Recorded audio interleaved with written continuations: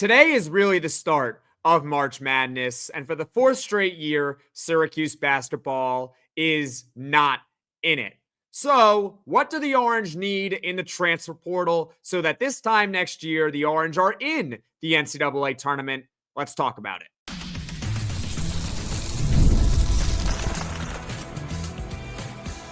You are Locked On Syracuse, your daily podcast on the Syracuse Orange. Part of the Locked On Podcast Network, your team every day. Hello, everyone, and welcome in a Locked On Syracuse. I'm Jackson Holzer, and thank you for making us your first listen of every single day here on the Locked On Podcast Network. It's your team every day, and of course, we're always free and available wherever you get your podcasts. And on today's show, we're going to talk about Syracuse basketball's biggest needs in the transfer portal. We're also going to talk about some names that fit those categories. I think Syracuse could use some 3-and-D players. They could certainly use a starting center because Eddie Lampkin and Naheem McLeod are out of eligibility. But I think the biggest need for Syracuse this offseason is a starting point guard. Now, before we get to everything and my reasoning as to why Syracuse really needs a starting point guard, today's episode is brought to you by Game Time. Download the Game Time app, create an account, and use code LOCKEDONCollege for $20 off your first purchase. The transfer portal officially opens up on March 24th, which is this Monday. We're not firing head coach Adrian Autry. Okay, they're not going to replace him. If he doesn't do well next year, then they will. But they're giving him another year. So the best bet for Syracuse is to give him as much talent as possible. So hopefully at this time next year, we're watching Syracuse basketball in March Madness, because that would be fantastic if they were actually playing in the round of 64 next year. I think the biggest need for Syracuse is a starting point guard. And here's why. And feel free to comment in the comment section below your thoughts. Do you agree with me that Syracuse desperately needs a starting point guard and that's the number one need for the Orange? I want to hear from you in the comment section below. Let me tell you my reasoning why, all right? Syracuse basketball lost Judah Mintz last offseason. Judah Mintz decided to go pro, and they failed to replace him. They did not even come close. They got Jaquan Carlos from Hofstra for one reason or another, whether it was a poor fit, whether Jaquan Carlos was simply not good enough. He didn't even come close to replacing the production of Judah Mintz. Syracuse tried to get Dakota LaFew from Mount St. Mary's. They tried late to get Kadari Richmond. Unfortunately, they didn't get either of them, and Syracuse basketball didn't come close to replacing Judah Mintz. Okay, so let's relate it to this season. Jaquan Carlos is out of eligibility, and I believe he could have been a decent backup point guard had he had eligibility for next season, but he doesn't. So Syracuse basketball right now, if you look at their 2025-26 roster, they only have one point guard on it, and that is Luke Fennell, the freshman coming from Australia. We have to assume that Luke Fennell is not ready to be a starting point guard in the ACC next year. We just have to assume it. Yeah, he's a four-star recruit. He is tall. He's 6'6". Four-star on 24/7 Sports and on ESPN, but on both those sites, he's ranked outside the top 100 overall. In other sites, list him as a 3-star recruit. So talk to me about Luke Fennell potentially being a starting point guard in 2026-27, but for this upcoming season, no thank you. As Syracuse basketball is rolling with Luke Fennell as their starting point guard for 2025-26, I'm going to think we're in trouble unless proven otherwise, and that is that Luke Fennell ends up being amazing as a true freshman. Of course, I'll be pleasantly surprised if that were to be the case. Then you look at the other guards on the roster for Syracuse basketball, at least for now. I'm recording this on Thursday, March 20th at 3:59 p.m. Eastern. Nobody yet has entered the transfer portal for Syracuse. So the other guards on the roster are J.J. Starling, Kyan Anthony's coming in, Elijah Chapa-Moore, Kyle Cuff, Chance Westry, and Aaron Womack. He's a guard or a forward. Of those guys, who's a point guard? Nobody. Nobody there is a natural point guard. J.J. Starling and Kyan Anthony are probably best equipped because they're good with the ball in their hands, but they are not point guards. So Syracuse's only point guard on the roster for next year, as of right now, is a freshman, Luke Fennell. So they desperately need a starting point guard. You agree with me? You disagree with me?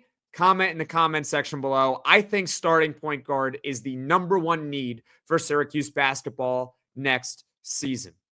Let's go over some possible targets, all right? The number one overall player in the portal just so happens to be a point guard, and that's Dedan Thomas from UNLV, 6'1", 170 pounds, top overall transfer on 24/7 Sports, number 2 overall over on On3. He's got multiple years of eligibility left, 16 and 5 assists last season, 41% from the field, 35% from the three-point line. Not the greatest defender. 2024, he had an Evan Maya defensive rating of 0.43. And then this past season, it was 0.08. Unfortunately, while I think he'd be a great fit for Syracuse, he'd certainly improve the talent level on the roster. They do not appear to be one of the teams going after him. On3's Joe Tipton released an article, and Syracuse was not mentioned in the article as possible destinations for Dedan Thomas. So I am assuming that the Orange are out on him, that there is no way he is coming to Syracuse. Let's talk about Brock Harding from Iowa. I think he would be a good fit for the Orange. He's 6 foot, 160 pounds, a 4-star transfer over on On3 and 24/7 Sports. He's going into his junior season, so he's got multiple years of eligibility left. He averaged 9 points and 5 assists last season, 45% from the field, 40% from the three-point line. And on top of that, Brock Harding is an improving defender. In 2024, his Evan Maya defensive rating, you ready for this, was a negative 0.54. But then in 2025, this past season, he improves dramatically to a 0.73. On top of that, he averaged 1.5 steals per game, which was 7th overall in the Big Ten. So this is someone that can score a little, who could pass a little, can play some defense, and shoots the ball at a pretty high percentage. Sounds like a pretty good fit for Syracuse, right? Unfortunately, TCU has reportedly been connected to him. We'll see where that goes. Haven't seen any other schools connected to Brock Harding. I do hope that Syracuse gets involved for him. And if they do, I will certainly let you know here on Locked On Syracuse. Finally, let's talk about a point guard that you're probably going to hear about again. Dejour Reaves from Iona. 6 foot, 170 pounds. He is not yet rated on 24/7 Sports or on On3, but I'm not necessarily worried about that because sometimes those ratings, they just take time to kick in. He averaged 17 points a game last year. That's good. 6 rebounds per game for a point guard at 6 foot. That's pretty good. 2 assists per game. Not the greatest. 45% from the field. Okay. 34% from the three-point line. Not bad. He only has 1 year of eligibility left, but the reason why I think we're going to hear of Reaves again, and I'll make a long-term prediction right now, I think that Dejour Reaves is going to end up being the starting point guard for Syracuse next year. Ready? He's from Syracuse, New York, and Syracuse needs a point guard. Sounds like a perfect match. However, he is not one of my top choices. I'm not saying he would be a bad player for Syracuse, but here's why I don't think he should be a top priority for the Orange, just because he is from Syracuse, New York, and is actually a pretty good player. It's got nothing to do with the fact that he is from Iona. It has to do with the player himself and the fit for Syracuse. I don't necessarily mind a score-first point guard, but if J.J. Starling returns, doesn't that kind of get redundant for Syracuse basketball, having Reaves and Starling in the backcourt? Now, Syracuse, they did have 2 starting guards in 2024 that were score first, Judah Mintz and J.J. Starling, but Reaves is not on the level of Judah Mintz, not even close. If J.J. were to leave in the transfer portal, and I hope it doesn't happen, I think Dejour Reaves becomes a better fit for the Orange because they certainly could use some more scoring in the backcourt if J.J. Starling departs. Second of all, Reaves is not a good defender at all. I understand that he averaged two steals a game last year, but he had an Evan Maya defensive rating last year of negative 0.2. That was second worst on Iona last season. And in 2024, Reaves was with North Colorado, and he had an Evan Maya defensive rating of negative 1.05. So I guess he improved it, but it still wasn't good. I think he's a pretty good player. And if JJ Starling leaves, Dejour Reaves certainly becomes more of a fit for Syracuse. But he's not a good defender, and he is a score-first point guard. I would look elsewhere for now for a point guard. I would love Dedan Thomas. I would love Brock Harding, but those guys don't appear to be options for Syracuse right now. So we talked about how Syracuse needs a starting point guard. I suggested some names to you all. Comment some names in the comment section below, some players that you want to see Syracuse basketball go after. I'm all ears. Let's talk. Let's hash it out, because this time next year, we all want to be watching Syracuse basketball in the NCAA tournament. Okay? It's fun watching Louisville and Creighton and High Point trying to pull off an upset. We all want to see Syracuse in the tournament again. It's time. It is time. And I believe a starting point guard could certainly help Syracuse get back to where they need to be next season. Now, coming up, we'll talk about how Syracuse needs a starting center. So stick with me here on Locked On Syracuse. Ever check your bank account and wonder, where did all my money go? Between dining out, online shopping, and entertainment, it's easy to lose track. And that's where Monarch Money comes in, your personal CFO, giving you full visibility and control over your finances. Monarch Money isn't just a budgeting app. It's a complete financial command center. You can track all your accounts, investments, and spending in one place, so you stop just managing your money and start building wealth.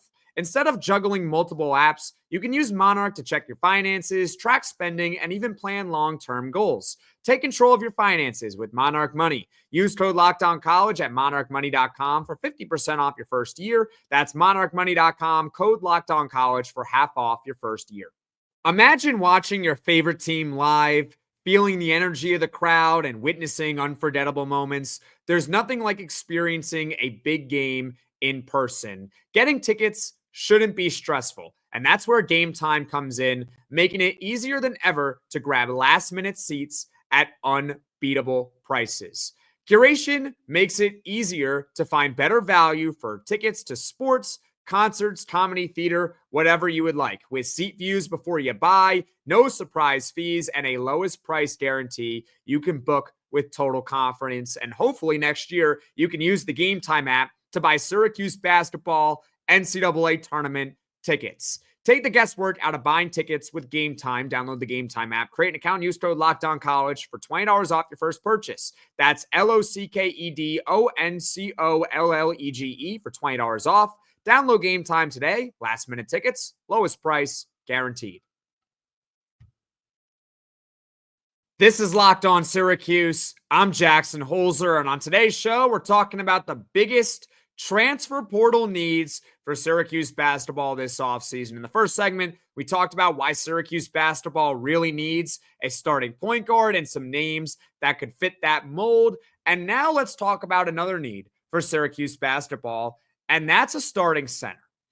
I believe that Syracuse needs a starting center, but it has to come at the right price. Comment your thoughts in the comment section below. Does Syracuse really need a starting center to be back in the NCAA tournament next season? I'd love to hear from you. Let's get some background here, okay?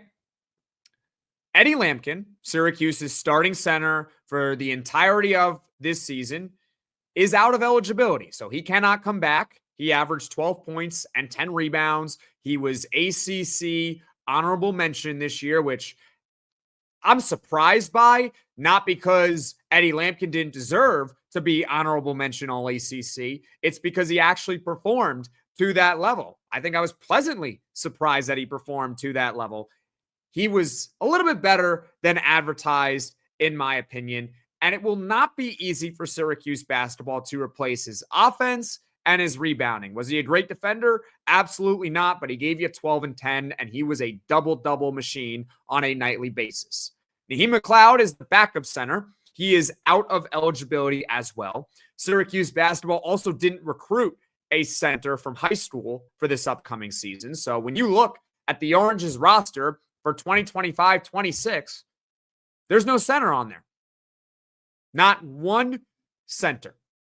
So let's talk about some players that they can go after, right? Who are some targets? Well, I would keep waiting. As of right now, I don't really see anyone in the portal where I'm like, yep, that's a starting center that we desperately need. We need to go get him, aside from one player and one player only, and that's Owen Freeman from Iowa.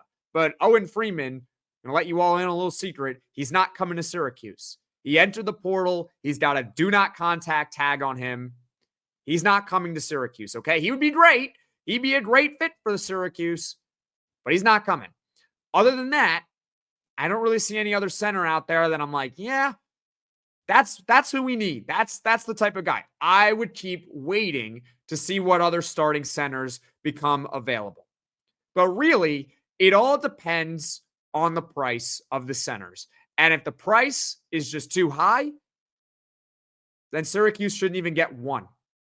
Let me explain my reasoning, okay? And I have before, but let's talk about it again, shall we? That was in a podcast a few weeks ago talking about transfer portal strategies. The center position on average in the transfer portal goes for the most money. On average, all things being equal, the center goes for the most. For context, it was reported that Eddie Lampkin's NIL deal with Syracuse was $850,000. On 24/7 Sports, okay, Eddie Lampkin was ranked as the 33rd overall center in the portal. Frank Anselm, his reported NIL deal with Louisville was $300,000. He was the 53rd ranked center in the transfer portal. Let's talk about a point guard, Malik Mack. His reported NIL deal with Georgetown was $400,000, and he was the 7th best point guard overall in the transfer portal. Yeah, centers are very, very, very expensive. So here's the best strategy, in my opinion. You either pay the price for a top flight center in the portal. For example, if Owen Freeman said, I wanted to go to Syracuse this whole time, that's the team I had my eye on, you pay him, because that guy is going to be a first or second team all ACC player for you next season had he come to Syracuse. He is elite. You pay him. But if you're not going to pay the top centers, then don't go after one at all. And yes, you can build not just a tournament team without a traditional starting center. You can build one of the best teams in the entire country without a traditional big man.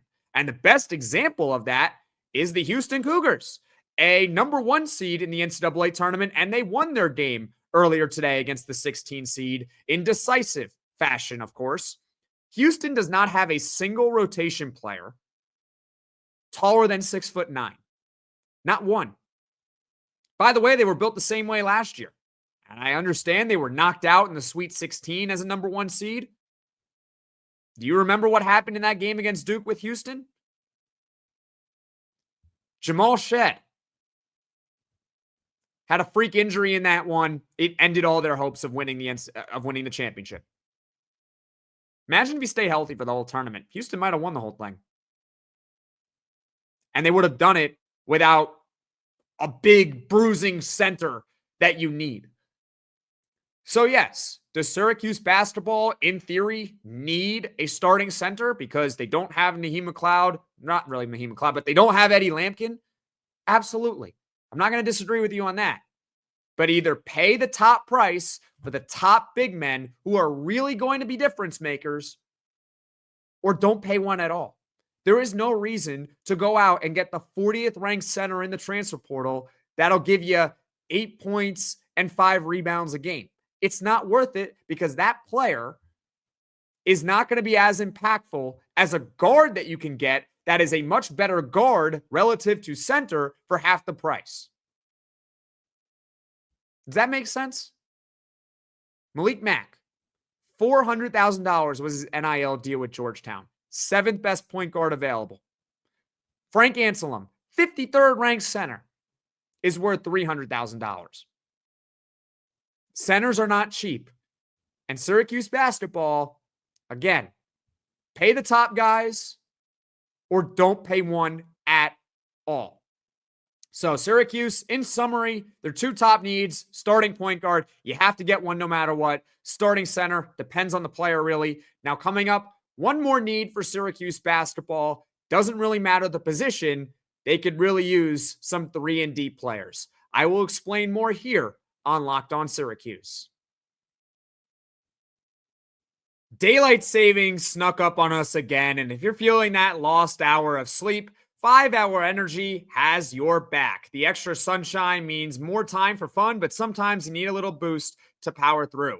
Whether you're staying up late watching the NCAA Tournament, squeezing in a round of golf after work, or just trying to keep up with your busy day, 5-Hour Energy gives you that quick, refreshing pick-me-up whenever you need it. With longer days, I love getting outside for a hike or a run. Tropical Burst is my go-to for a quick boost. Head to 5hourenergy.com to find over 15 flavors to choose from, including watermelon, blue raspberry, and peach mango. You can even build your own 12-pack or 24-pack delivered right to your door. Need one now? Grab a 5-Hour Energy shot at your local grocery or convenience store. They're everywhere. Stock up today and stay energized. The NCAA Tournament is here, and so is the Bracket Breakdown. Locked On Podcast Network and Amazon Fire TV channels are teaming up to deliver NCAA Tournament coverage like never before. Watch studio shows featuring former players and Locked On's local experts as they guide you through every upset, buzzer beater, and bracket matchup. Stream it all for free on Amazon Fire TV channel. Search Bracket Breakdown to see it all for free. It's your team every day. One more need for Syracuse basketball, 3-and-D players. What does a 3-and-D player mean? They can hit a three-pointer and they can play defense. That's what it means. Let's set some parameters, okay? For me, a 3-and-D player is someone that has in the ballpark of a 35% three-point percentage and has an Evan Maya defensive rating of 1.0, all right? Let's go back through the years of Syracuse basketball and find some players who fit those parameters in the past, okay? 35% from the three-point line at least, and a defensive rating of 1.0. In 2025, Syracuse basketball had 0 players that fit that category. In 2024, they had 1 player fit that category. It was none other than Malik Brown. The issue with Malik Brown is this. He only took 19 total threes. So while he does fit the parameters of 35% from the three-point line and a defensive rating of over 1.0 on Evan Maya, he doesn't really qualify as a 3-and-D player because he didn't take a lot of three-pointers. He only took 19 for the entire season. In 2023, Syracuse had 0 players that fit that category. In 2022, Syracuse had, you guessed it, 0 players that fit that category.